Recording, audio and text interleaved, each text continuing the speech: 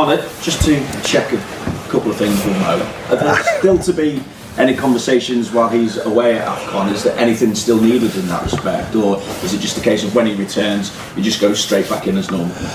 No, I've said last week, actions speak louder than words, and we moved on. He was in the squad, and he was the first substitution I made. But now he's at the AFCON, playing big games for himself, but also for the country.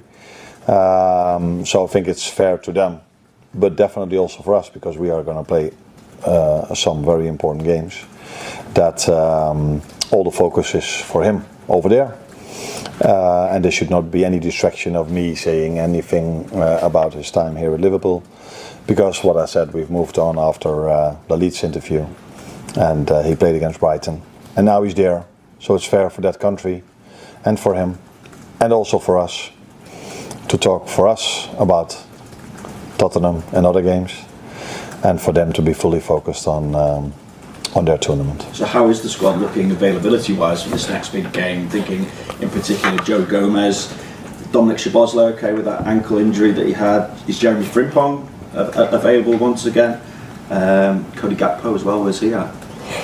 Well, he had a scan that looked promising, so that means that we're not that worried anymore as we were maybe 1 or 2 weeks ago. So that means he might come back a bit earlier than expected 2 weeks ago, but that's definitely not tomorrow, and also not next week. Where Joe is not in the squad as well, the weekend, and Dominic trained yesterday parts of the training for the first time. So let's see where he is today and how he then is tomorrow.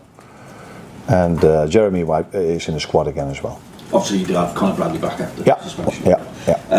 What are you expecting from Spurs? Because he was 20 goals across the 4 games last season, including the 6-3 down there, and I make it in the last 12 meetings between the two, you're averaging the goals in each game, you're averaging around about 4.5 goals per game. Yeah. But it took us 92 minutes, I think, to score away against Brentford, a Thomas Frank team last season. So you cannot compare. You can compare certain things, because mainly the same players. They've added a few players to the team, and with Thomas Frank a new manager. So I don't think you can compare our games of last season with this season. Even more so, because we not only added, we lost a lot of players as well. So you cannot compare this team of us to last season, and even with the same manager, because I'm the same manager, and you cannot compare